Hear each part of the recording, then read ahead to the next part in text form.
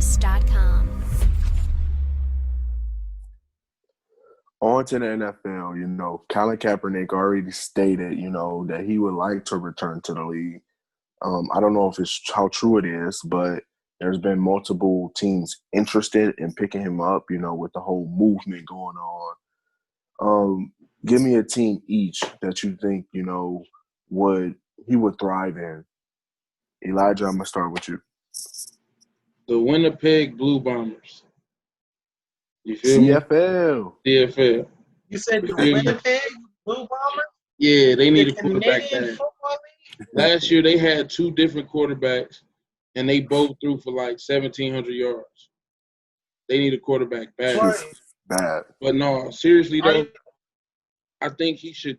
I like the 49ers. Go to the 49ers. Go to the 49ers. You feel me? I mean, at this point, it's seeming like wherever he ends up, he'll be a backup anyway. Though I think there are a couple teams he may deserve to start for. He's been out the league so long, we don't even know if he's still at that level. But you got Jimmy G starting. They have a run game that would fit him perfectly. Mm-hmm. It will fit him perfectly. A lot of trickery and a lot of play action in there. You just got Deebo Samuel. You got a couple pieces at the receiver spot, but that run game is what's featured, and he will fit that perfectly. I like the Chargers too, but I'm going to say 49. Okay. What you got, Shaq? Nobody's going to sign him, man. They don't care. But since I have to choose somebody, the Browns. He's better than Asfield. He got a great running back in Nick Chubb, just like when he played for the 49ers. They had who was their running back when he played for the Niners? Was it Frank Gore? It was Frank Gore, yeah. Yeah, so he got a power back in Nick Chubb. He got two great receivers on the outside, and Landry and OBJ. He got two good tight ends in David Njoku and Austin Hooper. He got a pretty good offensive line, a good defense that can play great and then show so much potential as long as they got a quarterback that can lead in that locker room and expect for them to do something instead of go out there and just play just to get that check. Somebody that's going to go out there and be like, yo, we need to win this for us. We trying to get become immortals and become legends in this game.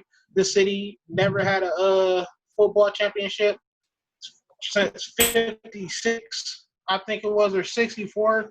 And it's just like, we need that football championship. It is a football city, not basketball. Yeah, that's true. Football. Bring them on to the Browns and start them over Asfield. Trade Asfield for a first-round pick. Don't call a future GOAT that. Call him Goatfield.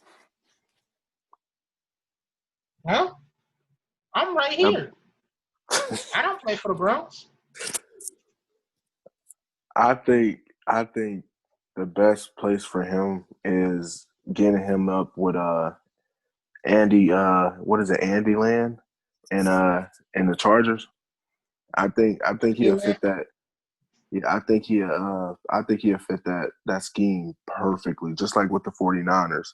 But with Land, he has his run game, but he can also open his passing. I mean, it's just workouts, but he still looks like he can sling it. He still looks like he got an arm. He still has the mobile capabilities of running. I think the Chargers would be a perfect fit for him. Even make it a 3 quarterback competition between him, Tyrod Taylor, Shaq, your number one quarterback, and How you just throw out these lies like that? Oh, I get it, because he's black and he's fast. So you're saying him and Lamar are the same person. Okay, I understand. You just don't like black people. What are you talking about, man? What are you talking about?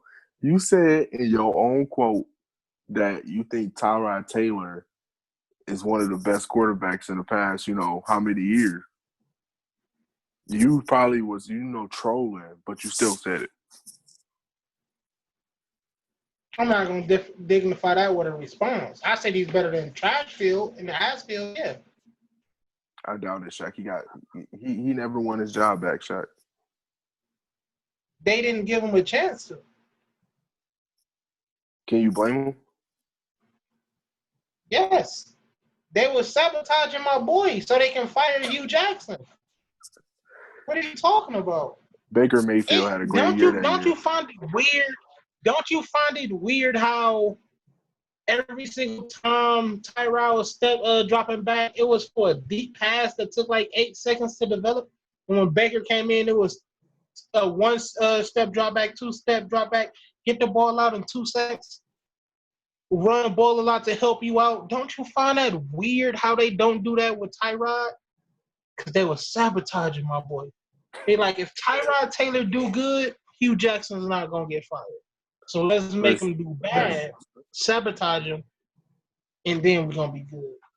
Jack, you probably think you a conspiracy theorist, man. That's what I think. Don't ask me a question if you ain't ready for my answer. Each week we're going to name a breakout player from each division of the NFL. This week we're doing AFC East and NFC East. In your opinion, who's going to be your breakout player for the NFC East?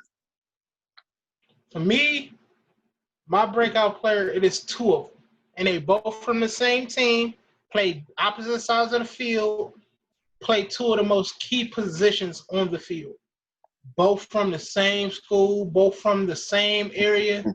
Washington Redskins, quarterback Dwayne Haskins, DN Chase Young are my breakout players of the year for the NFC East. Why do you think that? For each player, give a case. Chase Young, because he is the most dominant pass rusher in the league, and most of the O-line in the NFC East not really that great. Granted, you have a few with the Cowboys, but Tyron Smith has been hurt a lot of this year. Leo Collins is just starting to, become somebody, so I feel like he can get taken advantage of. He got beat a couple times with speed this past season.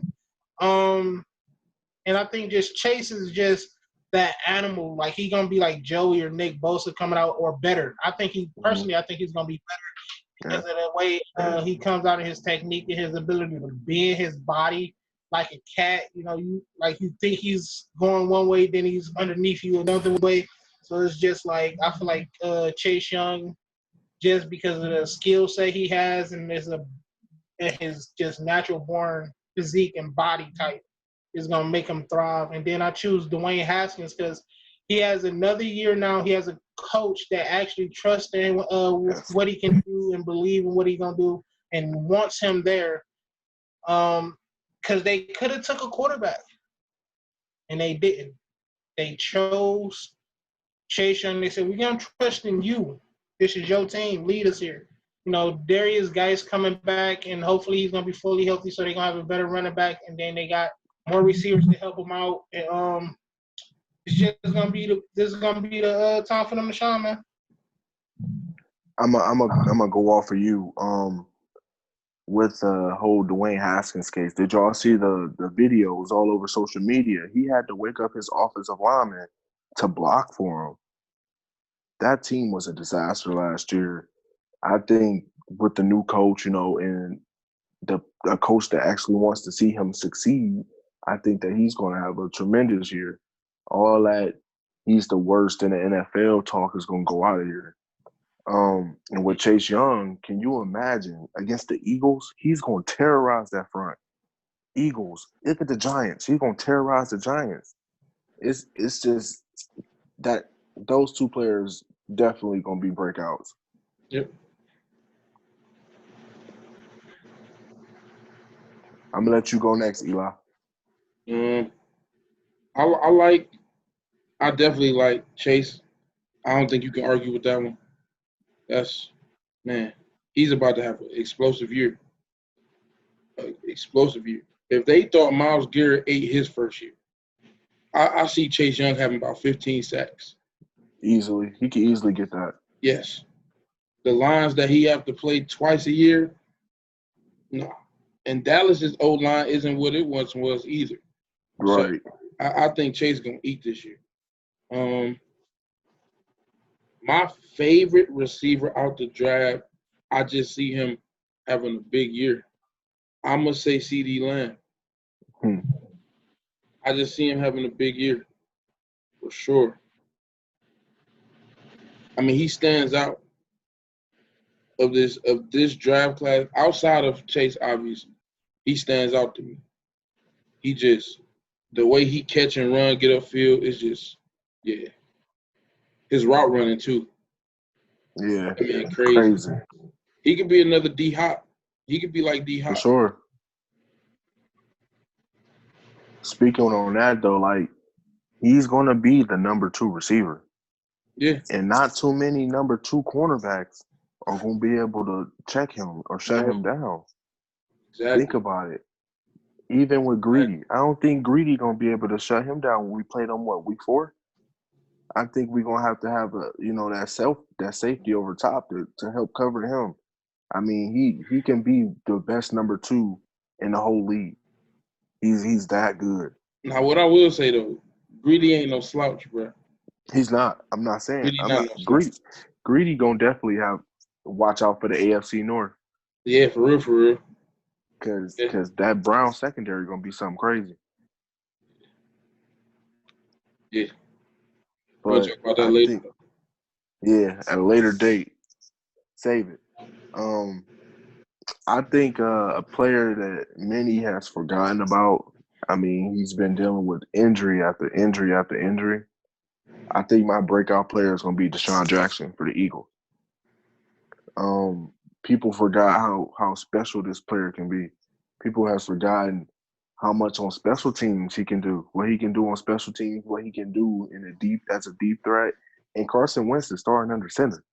Like, I mean, he didn't produce as much as I thought he was going to produce last year. But I think Deshaun Jackson, a healthy Deshaun Jackson, can, wreak havoc on this league. He still got wheels And on. say what? He can still run. He still got them Oh, wheels on. definitely. I think he can definitely be I'm not gonna say a top receiver, but I can say he can easily get 1,000 yards this year if he wanted to, if he could stay healthy. But moving on from that, we're gonna start with the AFC East. Shaq, you can go ahead and start with this one. Who's your breakout player or players in the AFC East?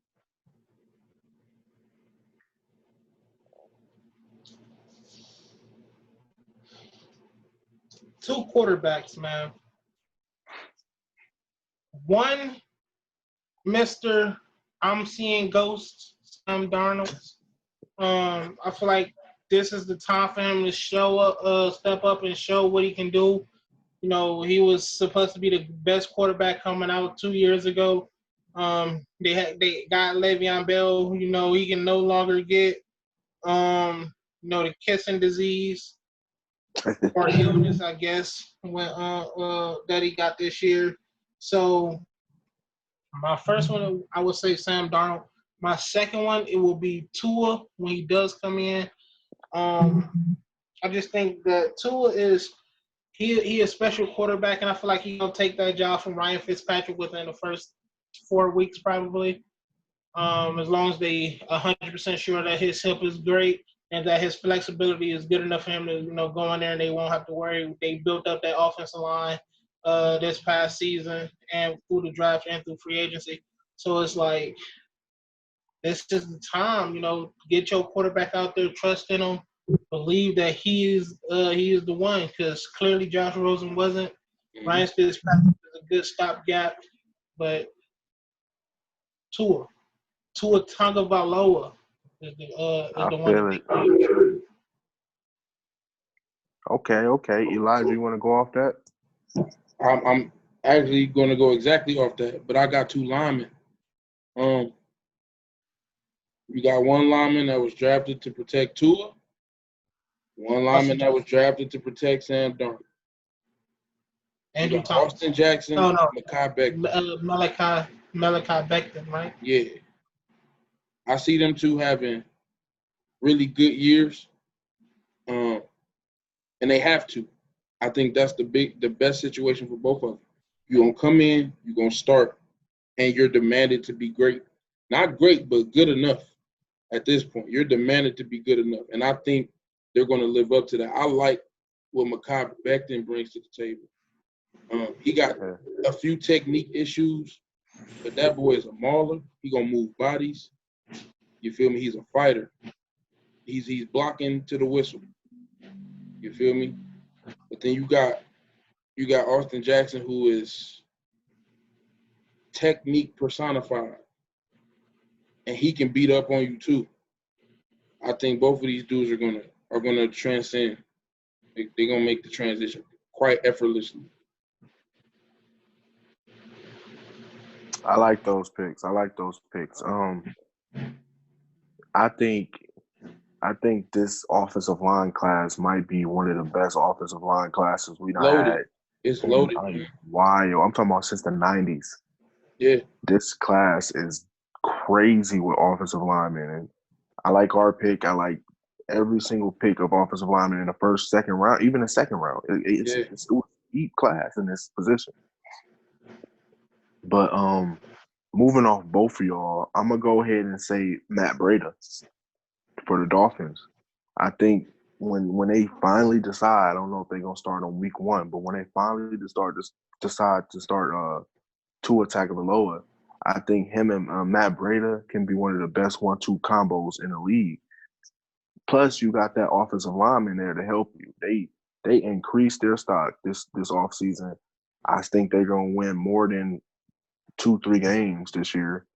You know, I'm not gonna say they're a contender or anything because they're far from that. But with Tua, Breda, their receivers, that offensive line, they can have a breakout year. Yeah, they can First off, I want to say that's hella disrespectful, my nigga. Like, I'm not a Dolphins fan, but they did win 5 games, like 4 or 5 games last year. And this was subpar quarterback playing a trash old line. And with a team that didn't even think that they was really playing to win, they traded all their big players, still won 4 or 5 games. They at least going to win 7, maybe 8. They might really win that division for real. But this is what I really wanted to say. This is my my caveat to this, or my honorable mention, if you will, because like he just don't have a quarterback, at least for right now, that I think will be able to take him to the next level, and that's N'Keal Harry from the Patriots. If I feel like if Tom Brady was still there, he'd make a jump. He got hurt early on in preseason. I think it was like week 2, and he was out because they put him on IR. He was out about 10 weeks or something like that. So, I mean, N'Keal Harry, if they can get him a quarterback that can throw in the ball, like he might be a breakout player too. Yeah, going off that though too, that playbook for New England is crazy. That playbook for a receiver, and you got to know all the schemes and all the ins and outs of it. That playbook is crazy. Yeah. But I think another year in that system, I mean, he sky's the limit for him. Y'all see what he did in college and in the preseason. Y'all seen what he can do. He just, like you said, Shaq, he needs that quarterback that can get him the ball. And I got another receiver too. I was about to say, I got another receiver. I'm gonna go after you, though. I think I know who you're about to say, but go ahead. Okay. Yeah, I'm gonna say Stephon Diggs. And I think everybody thinks they've seen his peak so far, but I don't think so. I think this dude could legit be a top number 1, and now he got an opportunity to show that.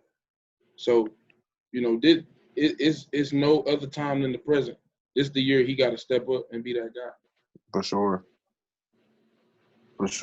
But I got another receiver that nobody seems to be wanting to talk about. He's from the draft. with the Jets. You know, Denzel Mims. This man is what he's a lengthy receiver that can run a 4.38.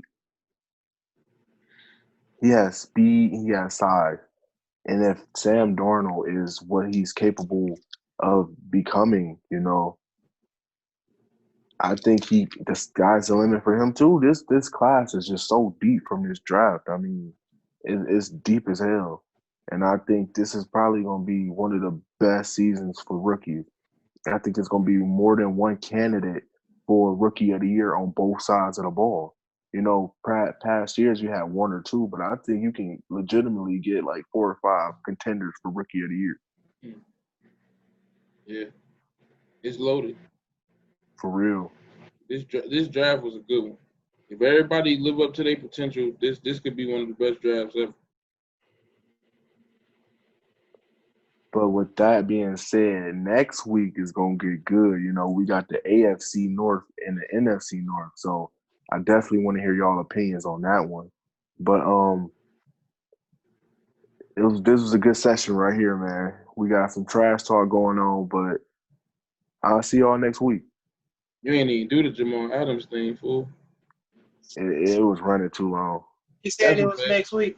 That's a bet. Yeah, we can do that next week. I'm tired as hell. Yeah, I got y'all. Cut Shaq, all this out too. Yeah. You're not. Shaq, you're not getting. Actually, this is a gang sign for real. I'm part of this, my nigga. Like, fuck you mean, cuz? What you in, Shaq? What clique you run? Go ahead.